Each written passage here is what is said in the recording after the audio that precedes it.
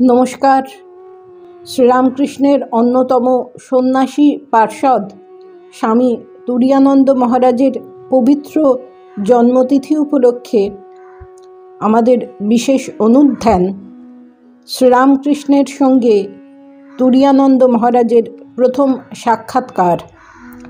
রোজ রোজ শুনি ভগবানের বাণী এই সমবেত অনুধ্যানের 229তম পর্বে আপনাদের সকলকে স্বাগত জানাই।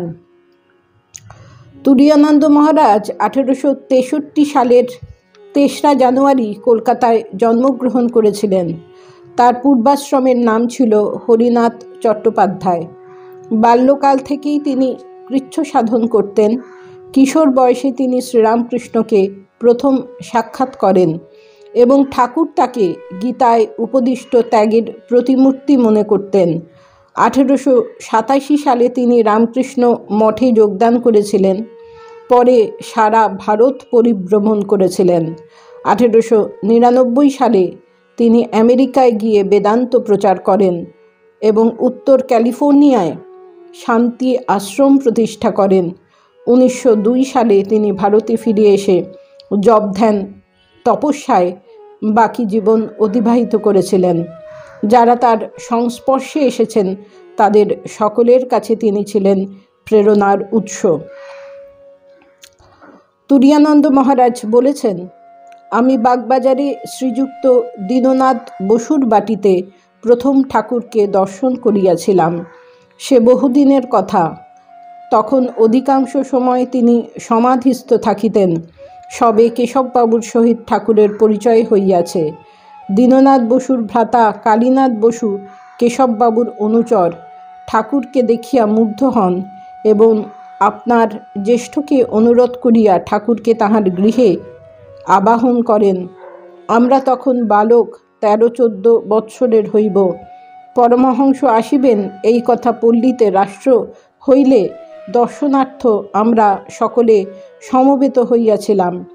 দেখিলাম একখানি ভাড়াটিয়া গাড়িতে করিয়া 2টি পুরুষ দ্বারে উপস্থিত হইলে সকলেই পরমহংস আসিয়াছেন পরমহংস আসিয়াছেন বলিয়া সেই দিকে আকৃষ্ট হইল। প্রথমে একজন অবতরণ করিলেন। বেশ হৃষ্টপুষ্ট বপু, কপালে সিঁদুরের ফোঁটা, দক্ষিণ হস্তের বাহুতে সুবর্ণ পদক, দেখিলেই খুব বলশালী বলিয়া মনে হয়। ইনি ছিলেন ঠাকুরের ভাগিনে হৃদয়নাথ মুখোপাধ্যায়। তিনি নামিয়া আরেকজনকে গাড়ি হইতে নামাইতে লাগিলেন। ইনি দেখিতে অত্যন্ত কৃশ। গায়ে একটি পিরান, পরিহিত বস্ত্র কোমরে বাঁধা, এক পা গাড়ির পাদানে, অন্য পা গাড়ির মধ্যে রহিয়াছে, একেবারে সংজ্ঞাহীন। বোধ হইতেছে যেন মহা মাতালকে ধরিয়া নামাইতেছে। যখন নামিলেন দেখিলাম কি অপূর্ব জ্যোতি মুখমণ্ডলে বিরাজ করিতেছে। মনে হইল শাস্ত্রে যে সুখদেবের কথা শুনিয়াছি, ইনি কি সেই সুখদেব? ধরাধরি করিয়া তাহাকে উপরে লইয়া যাইলে কিঞ্চিৎ সংজ্ঞা পাইয়া দেয়ালে বৃহৎ কালীমূর্তি দর্শন করিয়া প্রণাম করিলেন এবং একটি মনোমুগ্ধকর সঙ্গীতে উপস্থিত সকলের মনে এক অপূর্ব ভক্তিভাব ও সমন্বয়ের স্রোত প্রবাহিত করিয়া দিলেন। যশোদা নাচাত গো মা বলে নীলমণি, সেরূপ লুকালে কোথা করাল বদনী। ইহার দ্বারা লোকের মনে কি যে এক অপূর্ব ভাবের উদয় হইল তাহা বর্ণনাতীত। তারপর অনেক পরমার্থ প্রসঙ্গ হইয়াছিল। তিনি আরও একবার দীননাথের বাড়িতে আসিয়াছিলেন।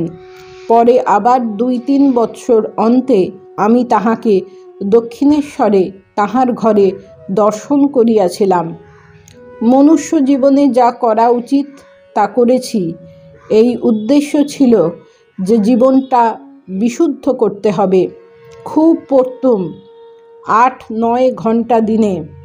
পুরাণ গ্রন্থ অনেক পড়েছি। শেষে বেদান্তে মন বসে গেল। ঠাকুর আমার সঙ্গে পরিহাস করতেন, বলতেন, কি গো, কিছু বলো বেদান্তের কথা। বেদান্তে এই তো বলে ব্রহ্মসত্য জগৎ মিথ্যা, না আর কিছু। তবে আর কি, মিথ্যা ছেড়ে সত্য নাও। এই আমার লাইফের টার্নিং পয়েন্ট। ঠাকুরকে প্রথম দর্শনকালে তার আধ্যাত্মিক ভাব, ভক্তি, সমাধি দেখে মনে হয়েছিল যে ইনি আদর্শকে জীবনে রূপায়িত করেছেন। আমি অনুভব করেছিলাম যে অবশেষে আমি আমার গন্তব্যস্থল খুঁজে পেয়েছি। আর আমি সংকল্প করলাম, যদি জীবনে একমাত্র কিছু লাভ করতে হয় তবে তা ঈশ্বর। তাকে কে জানবে, তিনি কৃপা করে জানালে তবে হয়। ঠাকুর একদিন আমায় কাঁদিয়ে ভাসিয়েছিলেন এই গানটি গেয়ে, ওরে কুশীলব করিস কি গৌরব, ধরা না দিলে কি পারিস ধরিতে। এইতেই একেবারে আকুলি বিকুলি করে দিয়েছিল। সেই দিন স্থির ধারণা করে দিয়েছিলেন যে সাধন করে নিজের চেষ্টায় তাকে পাওয়া যায় না, তিনি ধরা দিলেই তবে তাকে পাওয়া যায়। ঠাকুর আমাকে বলিয়াছিলেন, যাহারা নির্বাণ প্রার্থনা করে তাহারা হীন বুদ্ধি। যারা পাকা খেলোয়াড় তাদের পাশা হাতের বশ, যেমন বলে তেমনি পড়ে, সুতরাং ভয় নেই, নির্ভয়ে খেলে। আমি বললুম, এমন সত্যি কি হয়? প্রভু বললেন, হয় বই কি, মায়ের কৃপায় ঠিক হয়। মা যে খেলে তাকে ভালোবাসেন, যেমন চোর চোর খেলায়। বুড়ি যে দৌড়ে খেলে তার উপর খুশি হয়ে কখনো কখনো তাকে হাতটা এগিয়ে দেয়, তাকে ছুলে আর চোর হয় না। কিন্তু যে কাছে কাছে থাকে তার উপর বুড়ি তত খুশি নয়। সেইরূপ যারা নির্বাণ চায়, খেলা ভেঙে দিতে চায়, মা তাদের উপর তত খুশি নন। মা খেলতে ভালোবাসেন, তাই ভক্তরা নির্বাণ চায় না। তারা বলে, চিনি হওয়া ভালো নয় মন, চিনি খেতে ভালোবাসি।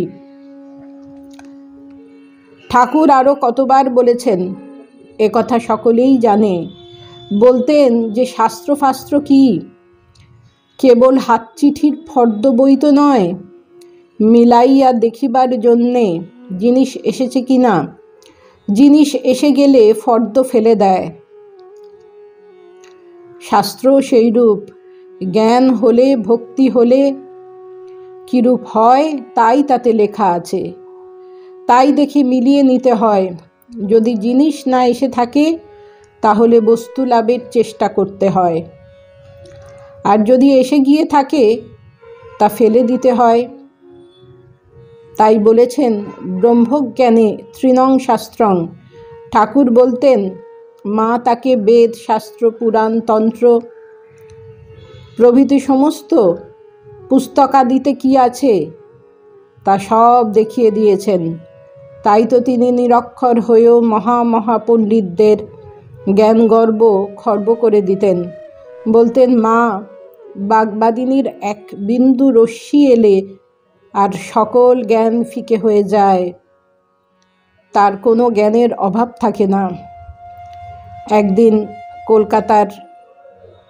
একদিন কলকাতায় ভাবাবেশে ঠাকুর বলেছিলেন, ব্রহ্মজ্ঞান থু থু থু।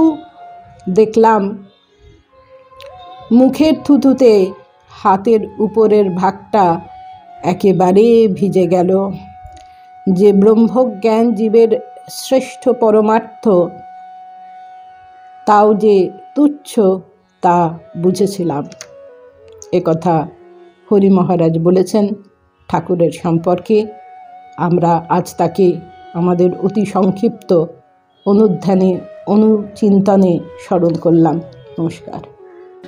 প্রাণারাম প্রাণারাম প্রাণা